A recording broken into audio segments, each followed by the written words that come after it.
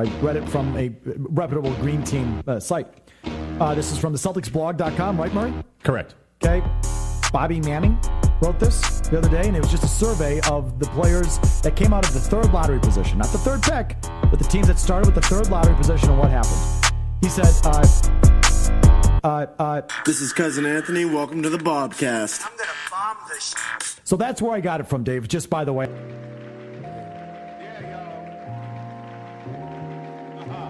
You're going to help out the show a lot because Windows 8 doesn't even use a mic. ObasRants. Yeah, so that's what we got right there. Got my ObasRants hat and all that good stuff. Can you see me? Yeah, but your room's wicked dark. And then the sun's blasting in from the window. So should I turn away from the window? Yeah, if you flip around and open the shades, you're going to look great. You said open the shade? Yeah.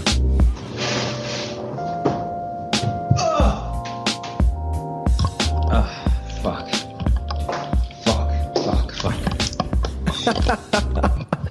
Alright, can you see me now? Yeah. Have you gotten new glasses yet? No, I gotta fix them. I gotta fix them soon.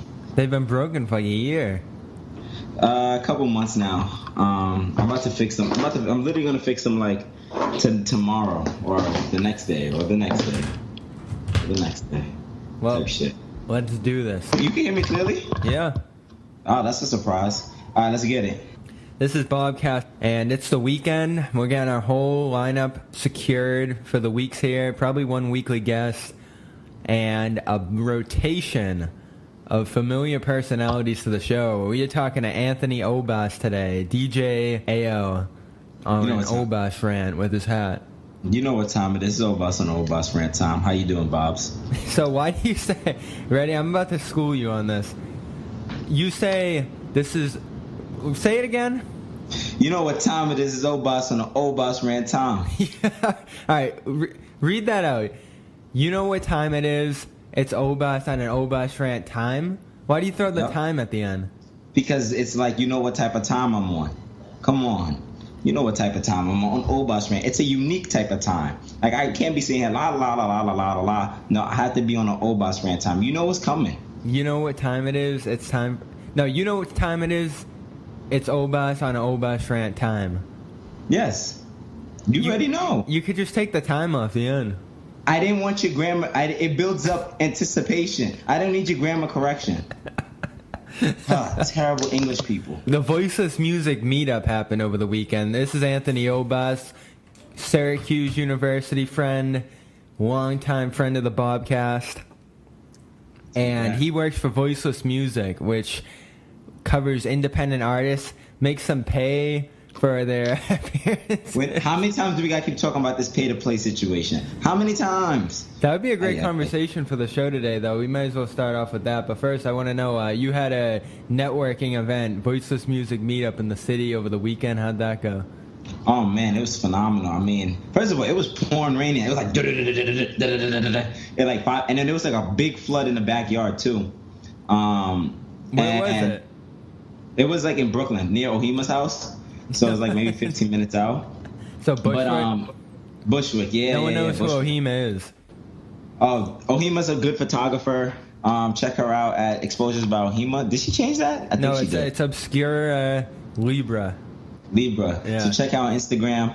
But they 15 minutes in Bushwick, Brooklyn. 15 minutes off the J line where Jay-Z lived. Yeah, so we had like 70 people in attendance. Regina gave like an artist panel talking about the importance of transcribing lyrics. Regina Cho gave a talk about, using the proper transcribing lyrics, how to shoot your shots at, media. She gave a talk about that. Then we had a couple artists perform. Was it your best event so far? I only had 2 events yet. So, yeah, it was my best event. What goes into that event planning? A lot of financials, creativity, promotion, and being Obas. When you Obas, you can do anything. How many people pulled up to the Voiceless Music Meetup? 70 people. 70? Mm-hmm. Nice. Did you give a speech?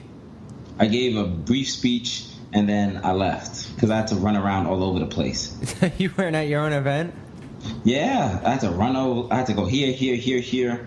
Like, we was, what do we have? I had to make sure the food was right. I had to make sure my seasoning was right. So, yeah. What'd you serve? That's key because so many of these events aren't providing food. We've talked about that over the years. And I listened to you on this one. So we provided food for the people. We served burgers, hot dogs. I served shrimp, but that was my shrimp, so nobody was touching that. Yeah. So it was a cookout type John? Cookout type John. You can't call it a John if it's a location. It's not. It's a location. That sounds like something John. You would say, though. No, that is incorrect. That's incorrect slang grammar. Terrible. Terrible. The funniest thing we ever talked about is the fact that you speak slang pretty much in 2 different languages. I speak in 2 different languages. I speak it in, Harlem slang, and I speak in Syracuse slang. Come on now. We're talking about voiceless music. You started working with voiceless music a year ago, probably at this point? It was about a year ago. So what's voiceless music all about? We're going to get into the pay-for-play situation, but what was your first experience getting in with them? So originally last year, I interned for a radio station called WVMR. I didn't really like the internship, but it was cool. They didn't pay me, so I was about to be out of there quickly. Yeah. Unpaid internships is terrible. But then he came up to me. He was like, why don't you just work for us and stuff like that? And I was like, I'm not going to work for you guys, but if you put me, as a good shareholder of the company, I'll be able to work for you. And currently I own 25% of the company. So I'm more enticed of any direction and company, all that good stuff. You know how that works out. You got the numbers lined up? What numbers? The financials. I always got the financials lined up. I always do. I always do. Obas goes to Whitman, so he knows everything about business, finance, impress points. I don't do impress points. I have like 200 impress points, and I only been there for a year. And that's why your house is losing. They got 4 houses at this place like it's Hogwarts. No, my house won this year. Oh, that's right. Wasn't Big Ben Wiener carrying you? No, I carried the team because they had Obas. If you have Obas on your team, you're gonna win. You're not providing any impress points, though. Yeah, because it's stupid. It's a stupid system. So, voiceless music. What have you been up to throughout the school year? You're doing blog posts. You're doing production. You're doing all kinds of stuff, right? I'm a mogul, so moguls is supposed to be involved in every aspect. So I do blogging, I do artist consultation. That's the word? Consultation? Yeah. Boom, that's the word. Blogging, what else? Research. I do a lot of music research and in industry trends. That's pretty event curation, promotion, marketing, anything you name in the music brand artist development aspect. And you're pulling artists too, right? Who are some of your favorite artists you're working with? Man, I have a lot of artists that I work with. Nobody's my favorite. I think they're all terrible. No, you gotta. I think they're all terrible.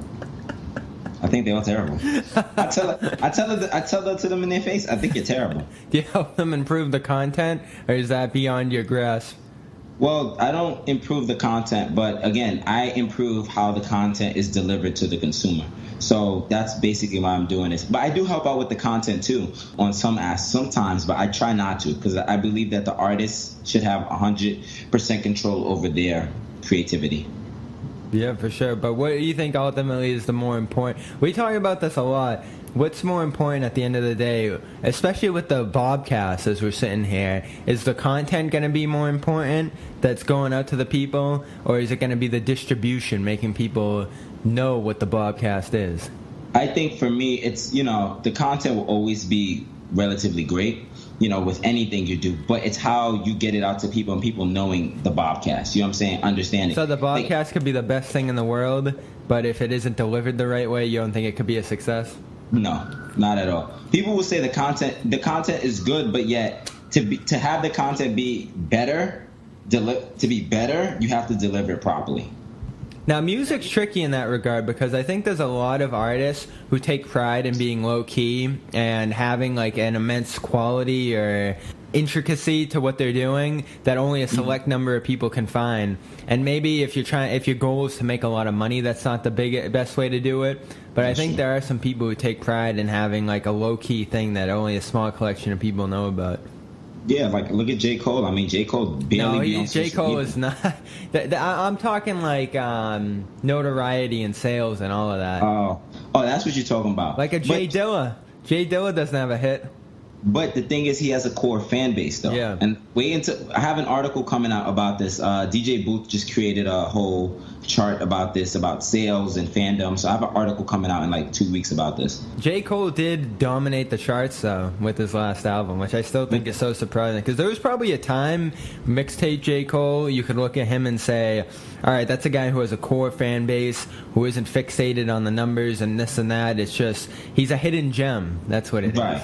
Exactly. But he eventually evolved into more of a commercial artist himself. That's what you have to do at times. You have to figure out a way to be a commercialized artist first and then kind of draw back in the situation. That's what I think that our artists should do, in a sense. I look at a guy like Earl Sweatshirt, because you could say Frank Ocean perhaps falls in that category, but he has hits. Like, I look at a guy who doesn't have hits, who isn't out there like that, who has a strong fan base, and there's massive hype for his releases because they're so spare.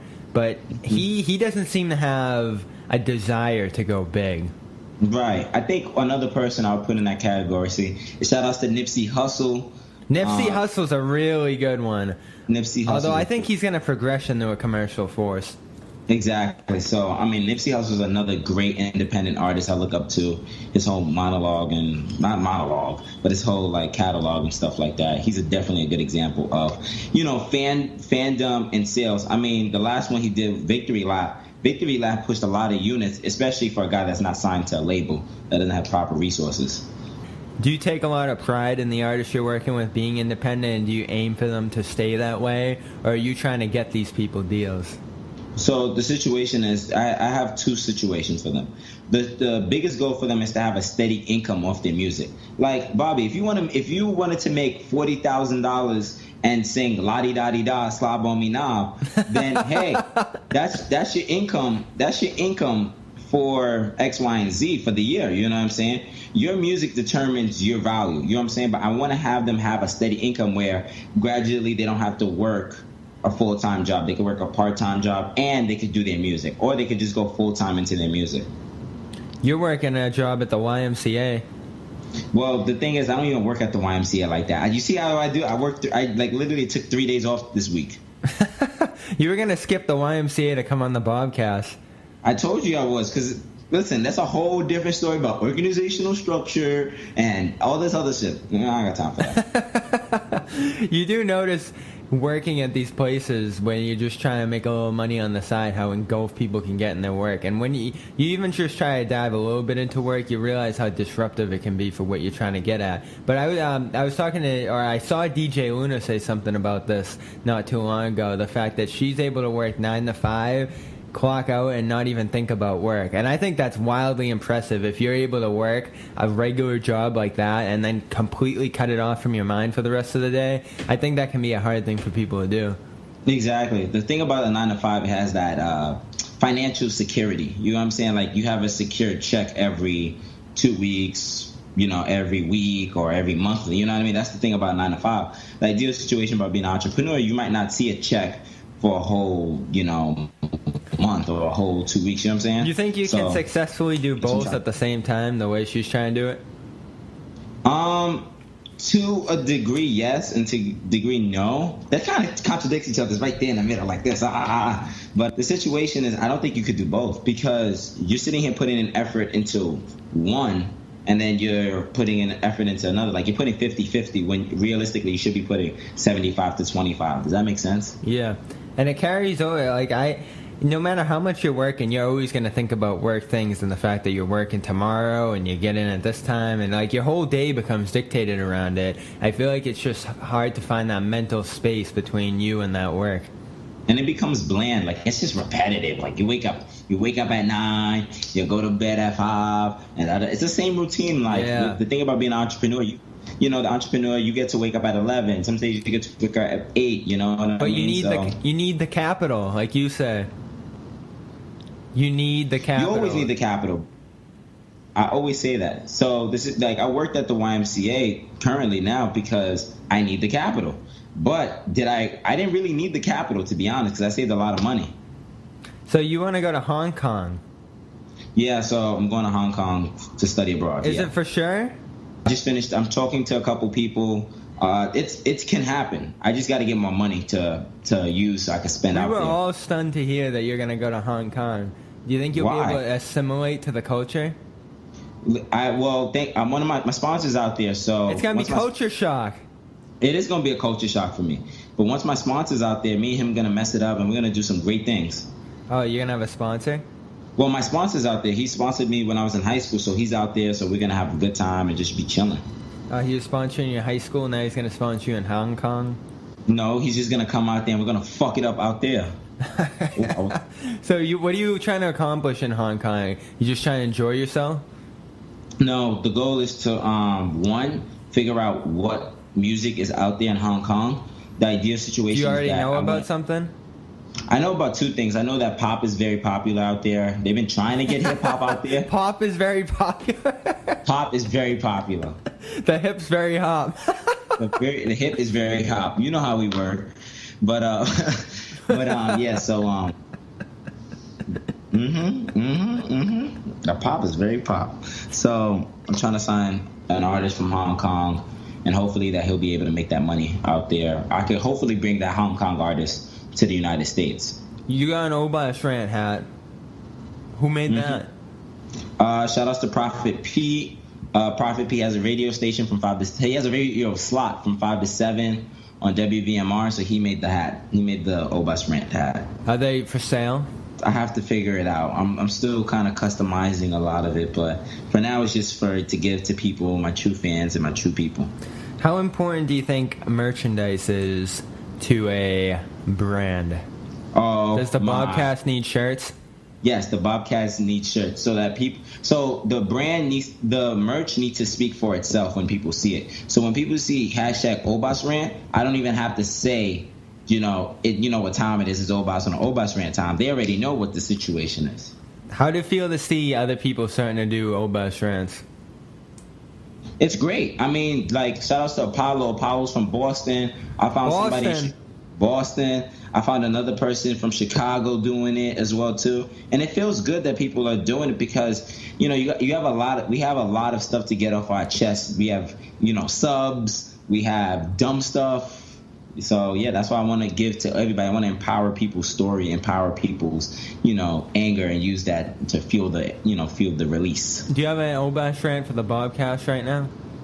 I don't have an ObasRant. Yeah, you for the do. Bobcast. Come on, you always have one. No, I don't. Yes, you I do. really don't. You can drum one up. You stir controversy and anger and drama like nobody else. So you on the spot right now could easily do an ObasRant. That is not true. There's only one ObasRant that's been on my mind. So here we go. Ready? Do it with the intro and everything. All right, so here we go. You know what time it is. You know what time it is. It's Obas on an ObasRant time.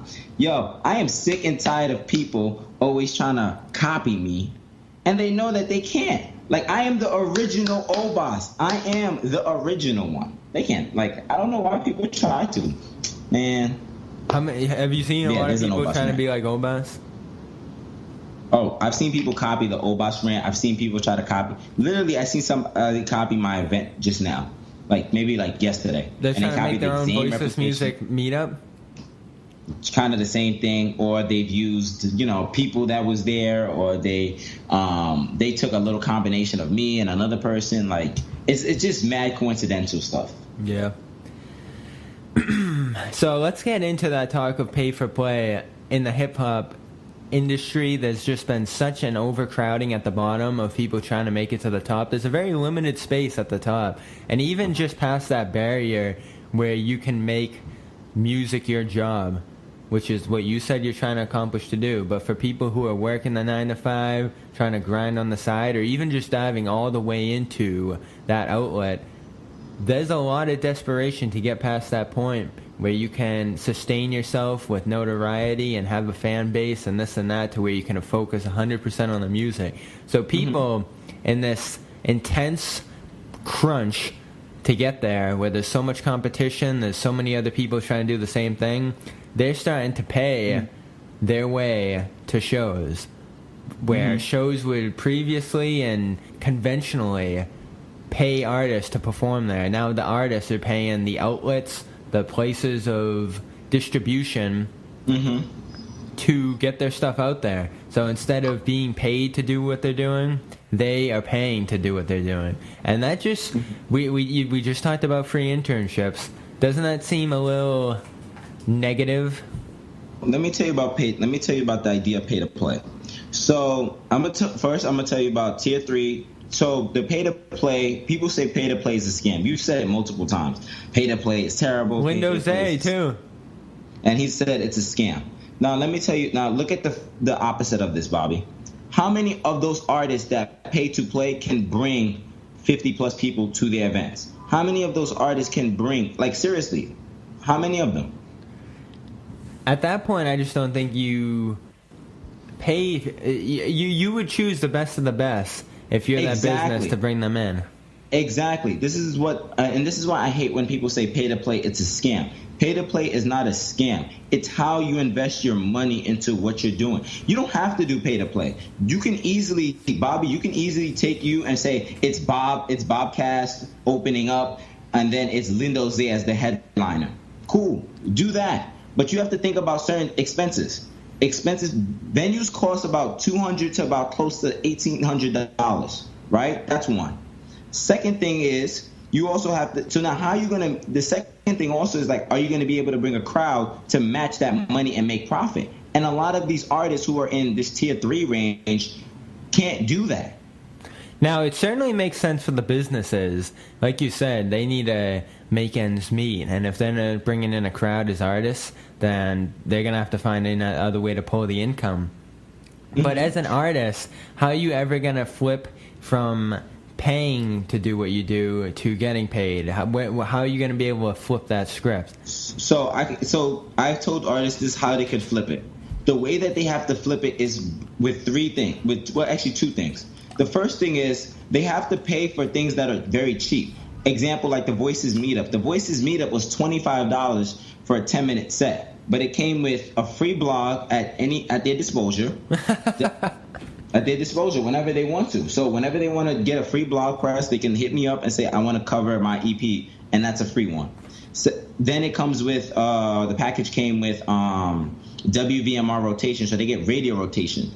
And they get a little bit of photography and a little bit of videography. And I guarantee them people for them to network with. Make sense? Mm-hmm. So you have to figure out where you put your money in. But you have to figure out where you put your money in. That's a good investment because you're getting 5 things and you get to perform for the price of $25. That's a good deal right there. So that's a good investment.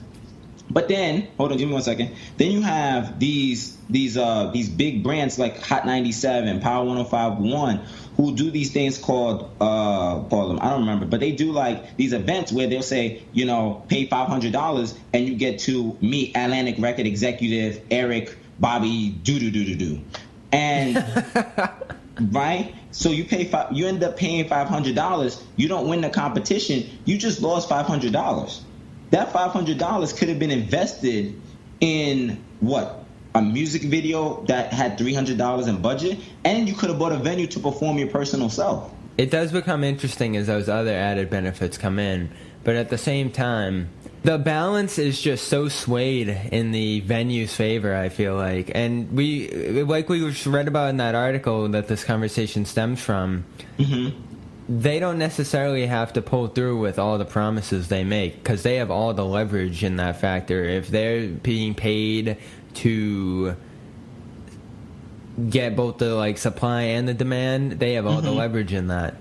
Exactly. But here's the situation is that you as an art, this is where I'm advocating a ton of artists to start having more financial literacy. What I mean by that is that they need to figure out what money that they have and where to invest it in. So I'm using an example. I told an artist, listen, you have $200 now, invest it in a venue. If the venue doesn't give you the door, then you don't invest in that. You know what I'm saying? Find an open space. Do your own event for $200. Like the Living Gallery I did was $475. But I wouldn't be able to pay off it if we didn't do it as a collective. Does that make sense? Yeah. So now it reduced the cost for these artists to book, these venues for $200, and it gave them a set. It gave them a set for them to perform, and they performed in front of 70 people. The situation of the pay to play, it's just you got to know where to invest your money in and who you're investing your money in. The venue's gonna win at the end of the day if you know how to bring in people. That is like a security thing, What do you think about the fact that your platform's driven by the people and the things you're writing about? The fact that people are paying for the blog posts. Like, doesn't that inherently influence the way you're coming at the topic? Like, wouldn't someone paying you to write about them create like an expectation within you to be more positive? But here's the situation, though. And then what's funny, though? We actually cut out the sense of paying for blogs now. Now we do blogs for free. Really? Now we do blogs for free. And then the situation is artists still won't repost their blogs. They won't use that in terms of their press kit. Does that make sense? Yeah. So now it's like we're doing all these... It's not effective, you found? I found it to not be effective. So now we charge people $10 for a blog post. We charge 10 people $10 for a blog post. They don't repost. They don't do it. We do it for free, and it's still ineffective. So it's just like now it comes to the situation is like, what the hell do you want? What the hell do you want? Seriously. Mm-hmm. And the artists that I work with on a day-to-day basis do not have direction on how to take their project and market it. They don't have direction. They don't have any of that. And that's why a lot of these tier 3 artists and some of these tier 2 artists are in the position that they are in now. So how you doing sleep-wise? Have you been drinking sleepy time tea? Nah, I haven't been drinking any sleepy time tea. I've been completely, ever since the event, my sleeping pattern has been so off.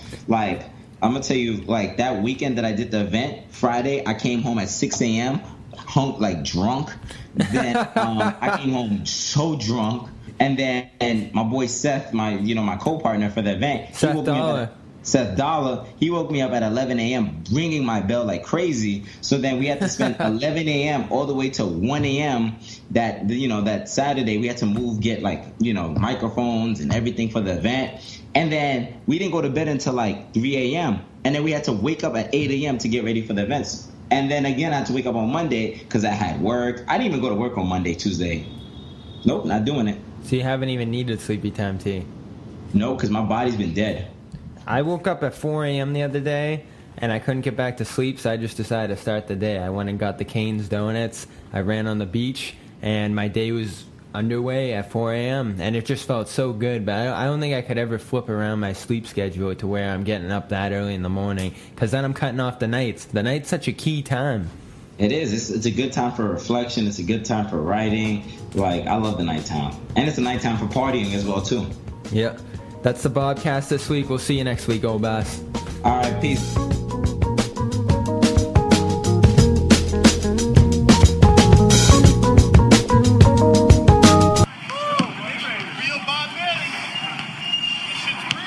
So that's where I got it from, Dave. Bobcast.